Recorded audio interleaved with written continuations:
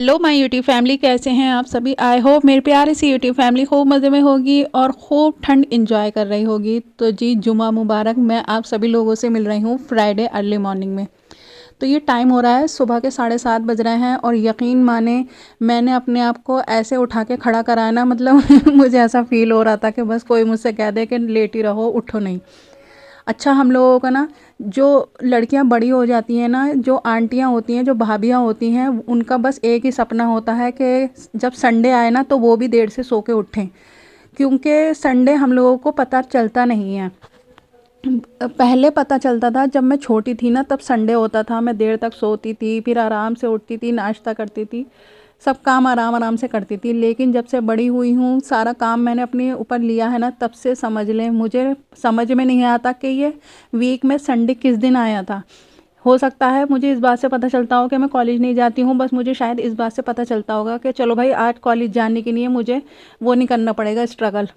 बस इस बात से पता चल जाता होगा। बाकी सुबह उठ के वही सारे काम करने होते हैं, संडे हो मंडे हो कोई भी दिन हो। अच्छा, फ्राइडे था और मेरी आंटी आई हुई थी, मतलब मेरी मम्मी की सिस्टर, मेरी मौसी।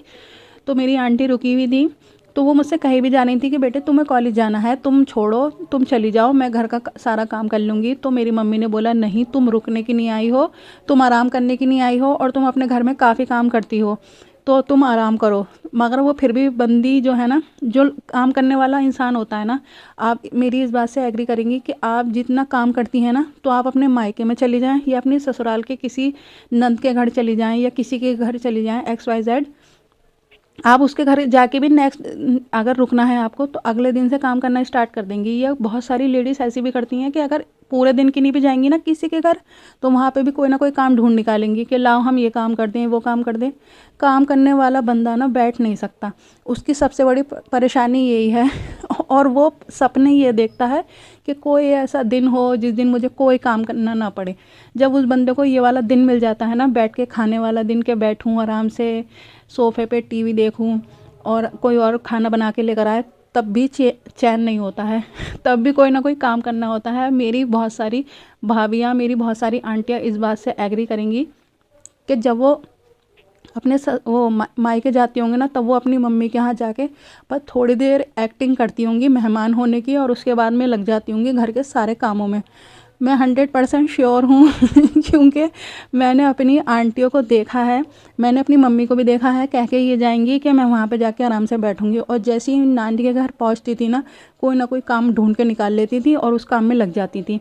तो इस वजह से मैं 100% श्योर हूँ कि मेरी जो भाभियाँ हैं, मेरी जो अप्पियाँ हैं, मेरी जो आंटियाँ हैं ना, वो अपने मायके जाके भी ना ये काम करने वाली बीमारी का पीछा नहीं छोड़ती होंगी। तो जी देखें, इतनी बातें करते करते ना मेरा अंदर का साफ़ हो चुका था, पोछा वगैरह लग चुका था। मेरी आंटी बिल्कुल मना कर रही थी कि बेटे बहुत ठंड हो रही है। अच्छा, हमारा जहाँ पे हमने घर ख़रीदा है ना, वो खुला हुआ एरिया है, तो मेरी आंटी को भी और हमें भी, जब हम आए थे ना न्यू न्यू इस घर के अंदर, हमें भी बहुत ठंड लग रही थी, क्योंकि हम आदी नहीं थे इतनी खुली हुई जगह के। तो मेरी आंटी रुकी तो वो भी कह जा रही कि बेटे बहुत ठंड हो रही है, पोछा हाथ से मत लगाओ और आज पोछा लगाओ मत। मैंने बोला नहीं। मम्मी बोली इसका तो बस नहीं चलता, ये दिन में 3 से 4 बार पोछा लगा दे घर के अंदर। तो मैंने बोला आंटी देखो, अच्छा नहीं लगता, नंगे पैर घूमते हैं ना, तो मुझे ऐसा हल्का सा लगता है, ऐसा लगता है जैसे रेता रेता पैर में। तो मैं इस वजह से ना दिन में 2 बार पोछा लगा देती हूँ, लेकिन अब जब सर्दियाँ आ गई हैं तो बस एक ही बार लगा रही हूँ पोछा भी। और बाहर का भैया वैसे ही धो दूँगी, मैं पानी से झाड़ू से धो देती हूँ, मुझसे नहीं लगता बाहर का पोछा, पता नहीं क्या प्रॉब्लम है मुझे, मगर बाहर पोछा लगाना मुझे अच्छा नहीं लगता, क्योंकि यहाँ पे स्लीपर भी आते हैं ना, इस वजह से। और कर्टन्स भी मुझे लगाने पड़े क्योंकि बहुत ठंडी हवा आ रही थी, तो मैंने पूरे घर में ना कर्टन्स भी लगाए हैं।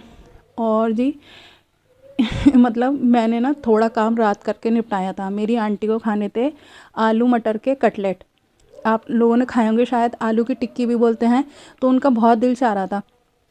तो कुछ काम ना मैंने रात में करके रखा। अच्छा, जब कोई मेहमान घर में रुकता है ना आके, तो आप 2400 घंटे इतने अलर्ट रहते हो, अपने घर को एक सेकंड के लिए ख़राब नहीं होने देते, क्योंकि ऐसा लगता है ना अल्लाह ये अपने घर में कितनी साफ़ सफाई रखते हैं, और हमारे घर में देखेंगे तो क्या सोचेंगे कि क्या कबाड़ा हो रहा है।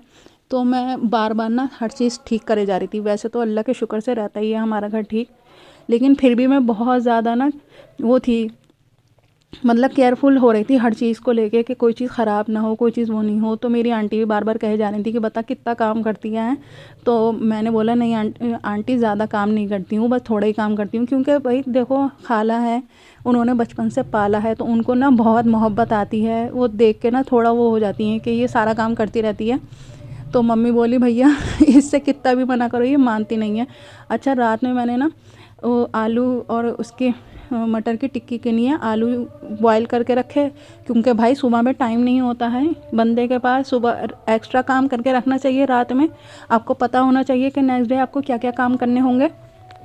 तो मैंने रात में ही मटर वटर छील दी थी और रात में ही आलू बॉईल करके रख दिए थे। इस टाइम मैं बस घर की साफ़ सफाई में लगी हुई थी। और देखें माशाल्लाह घर हो चुका है साफ़। जब मैं घर की ऐसी हालत देखती हूँ ना, मुझे बड़ा सुकून मिलता है कि अल्हम्दुलिल्लाह मेरा घर हो चुका है सेट। बर्तन वगैरह जो थे ना वो सबसे पहले निपटाए थे मैंने, चाय नाश्ते के भी बर्तन निपटा दिए थे। बस थोड़ी बहुत साफ़ सफाई करनी थी। डब्बे वगैरह पे मैंने हाथ लगा दिया था कपड़े का, आज साफ़ कर दिया था।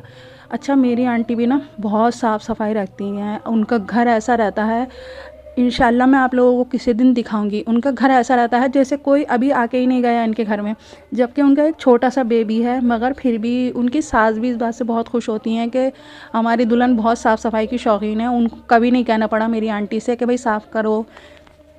माशाल्लाह मेरी दोनों आंटियाँ बहुत साफ़ सफाई वाली हैं, यहाँ तक कि मेरी जो मामियाँ हैं ना वो भी बहुत अच्छी साफ़ सफाई वाली हैं। शायद मेरे अंदर ना ये आदत अपने ददियाल से, अपने ननिहाल से जितनी भी लेडीज़ हैं ना उन सबसे मिली है। और बहुत सारी लेडीज़ ना इसी आदत की वो होती हैं कि उनको अपना घर साफ़ रखना, अपने किचन को अच्छा चमका के रखना, घर के कपड़े उपड़े सब साफ़ करके रखने में ना बहुत सुकून मिलता है। और ये ना एक मेंटली थेरेपी भी होती है कि आप अगर किसी बात से परेशान है ना, तो आप घर की साफ़ सफाई में लग जाएं, आपका जहन इतना बढ़ जाएगा ना, आप डिप्रेशन भूल जाएंगे कि आप किस बात पे डिप्रेस थी, और इसी तरह आपका घर भी साफ़ हो जाएगा। तो मैंने घर में डस्टिंग, मॉपिंग, क्लीनिंग सब काम कर लिए थे, क्योंकि मुझे एक तो रिलैक्स होना था, घर को साफ़ करना था, प्लस मुझे जल्दी जाना भी था कॉलेज। मुझे इतनी तेज़ी से हाथ चला रही थी ना मैं। अच्छा, यहाँ पे ना मैं जितनी भी वीडियो अपनी अपलोड करती हूँ ना फास्ट फॉरवर्ड पे करती हूँ। ऐसा नहीं है कि मैं इतनी तेज़ी से हाथ चला रही थी, हाँ हाथ तेज़ी से चला रही थी, लेकिन वीडियो को छोटा करने के लिए ना फास्ट फॉरवर्ड कर देते हैं हम। तो बढ़िया से साफ़ सफाई हो गई थी, चमका दिया था, किचन साफ़ हो गया था। जब किचन साफ़ हो जाता है ना तो समझ लें मुझे ऐसा लगता है पूरा घर साफ़ हो गया। अगर किचन गंदा होता है ना तो बस ऐसा लगता है पूरा घर गंदा है, भले चाहे घर कितना भी साफ़ क्यों ना हो।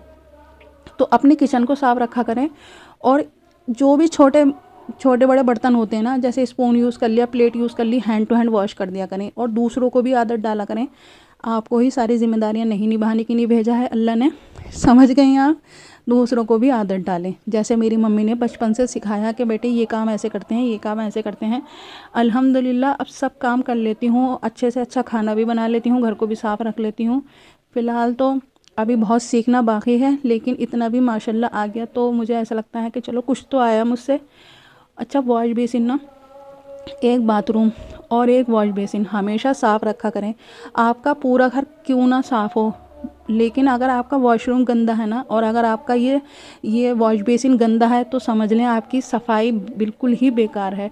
क्योंकि हर बंदा ना बहुत छोटी छोटी सारी चीज़ों को नोटिस करता है। आपने घर को कैसा रखा है, सबसे पहले यही बात नोटिस होती है। तो डियर, अगर आप ऐसा नहीं करती हैं ना, आप बाकी काम करके थक जाती हैं, तो कोशिश यही किया करें कि चाहे 5 मिनट का ब्रेक लिया करें, 10 मिनट का ब्रेक लिया करें, और उसके बाद में ना इन चीज़ों को साफ़ कर दिया करें, ठीक है ना।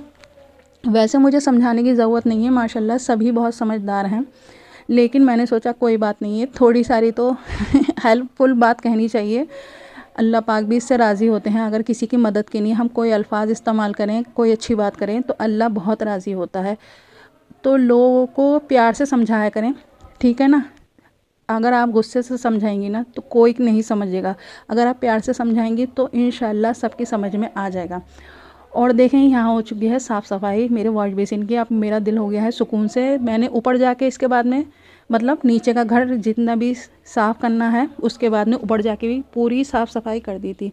आज कपड़े वॉश नहीं करने थे, क्योंकि जुमा था और वैसे भी आंटी थी, अच्छा नहीं लगता, बहुत बेइज्जती होती अगर मैं कपड़े धोने खड़ी हो जाती, कहती इसके पास टाइम नहीं है, बैठ नहीं रही है, कॉलेज भी जा रही है, मेरे पास नहीं बैठ रही, और कपड़े धोने में लग जाती तो फिर तो बिल्कुल भी मुझे टाइम नहीं मिलता। इस वजह से मैंने कपड़े धोने नहीं लगाए थे। अच्छा, व्लॉग काफ़ी बड़ा बन गया था तो इसलिए ना मैंने इसको 2 पार्ट में कर दिया है। फर्स्ट पार्ट ये है, सेकंड पार्ट इंशाल्लाह आप लोगों को बहुत जल्दी देखने को मिलेगा। और आप लोग अगर मेरा वीडियो देखते देखते यहाँ तक आ गए हैं और आपने अभी तक मेरे चैनल को सब्सक्राइब नहीं करा है तो डियर प्लीज़ मेरे चैनल को सब्सक्राइब कर लेना। मुझे आप लोगों के सपोर्ट की बहुत ज़रूरत है। मैं एक न्यू यूट्यूबर हूँ, इस वजह से कह रही हूँ। और वीडियो पसंद आए ना तो प्लीज़ लाइक करना, अपने किसी लव वन में ज़रूर शेयर करना, मुझे बहुत ज़रूरत है आप लोगों के सपोर्ट की, ठीक है ना। अगर अब तक नहीं किया है तो प्लीज़ सब्सक्राइब ज़रूर कर लेना, ठीक है। फिर मिलूँगी किसी न्यू ब्लॉग में, तब तक अपना बहुत ख्याल रखना। Take care and bye bye.